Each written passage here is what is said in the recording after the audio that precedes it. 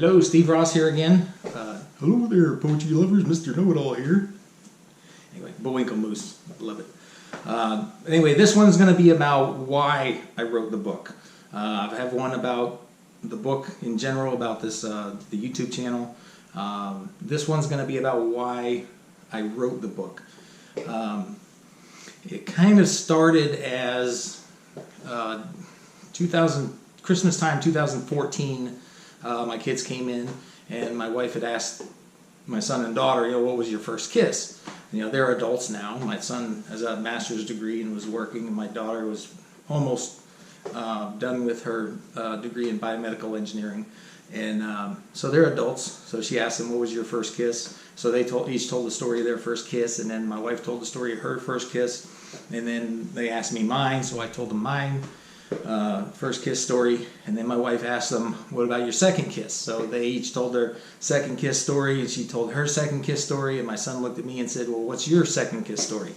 And I said, oh no, I am never telling anybody that story. Never. You'll never get it out of me. And the reason is that was the story of how I got messed up in the head, and that happened. So I deeply buried that into the recesses of my mind, and as soon as he said that, I felt immediately uncomfortable. And then after that, for the next month, it messed me up in the head, because I started to remember stuff. I started to remember why and what happened. And again, we repress memories to protect ourselves. So I started to remember all this stuff, and to help myself with it, I decided I'm going to write it down. So I basically wrote down the story, part of the story, that's just the basics of that, and it helped. I got it out of my system, and I went on with life. That was January 2015. Yeah. So the summer of 2015, I'm working, and one of the guys I work with says to me one day, I was helping him with something. He said, so am I in your inner circle? And I looked at him, and I said, yes. And then he's like, okay.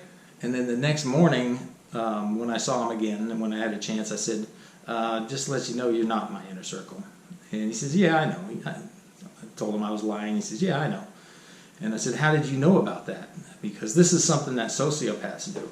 The average person has no idea. And there's more details in the book about it. But he said he was going through a psychology class in college, and he had learned about it through that. And so for the next week or two, he and I spoke about different things about that topic. And finally he said to me, you need to write a book about this. This is something that they have no idea. The professionals in that category, in that field, have no idea how this stuff works or how your brain works. And I thought, before that, I had people over the previous 30 years telling me, because I tell them all these funny stories about my life growing up as a hillbilly, and they would all say, man, you got to write a story about this. You got to write a book about your life. This stuff is hilarious. And to me, that's good. It's funny. It's all my funny stories. Excuse me. But if I'm going to write a book, I'm not going to write a book just to have a bunch of funny stories in there.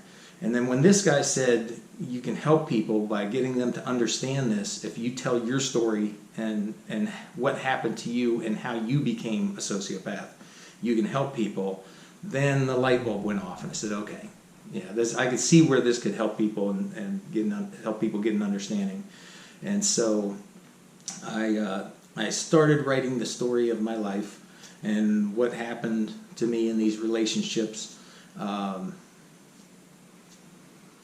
over time, it took over 2 years to finally get it to the point where I was able to publish it.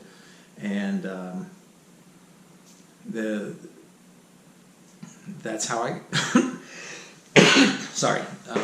that's how I got started with it. That's how I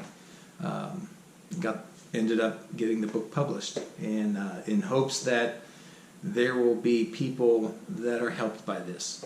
Not just in the relationships part, but also the people who are going through hard times and are possibly targets to become sociopaths or even not sociopaths, but just devastated or hurt in their life and that affecting the rest of their lives. Hopefully they can read this book and understand more about life and about people and about relationships and about alternate realities to be able to handle things in a more adult way.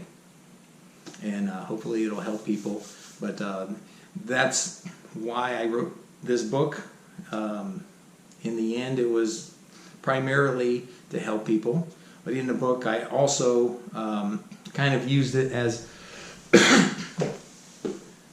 as an explanation to the women I had bad relationships with, or good relationships that ended badly, so they can understand that kind of what happened. And it's kind of my apology to say I'm sorry, I didn't know what I was doing. I was kind of messed up in the head from this stuff, and so it's also a little bit of an apology from me to them.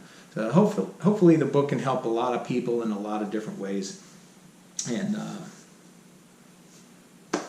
thank you for watching. Please like and share. If you're interested in buying the book, thealternaterealitybook.com.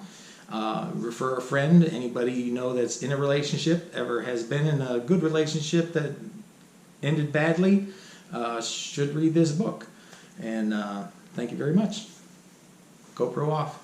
Stop recording. GoPro, stop recording.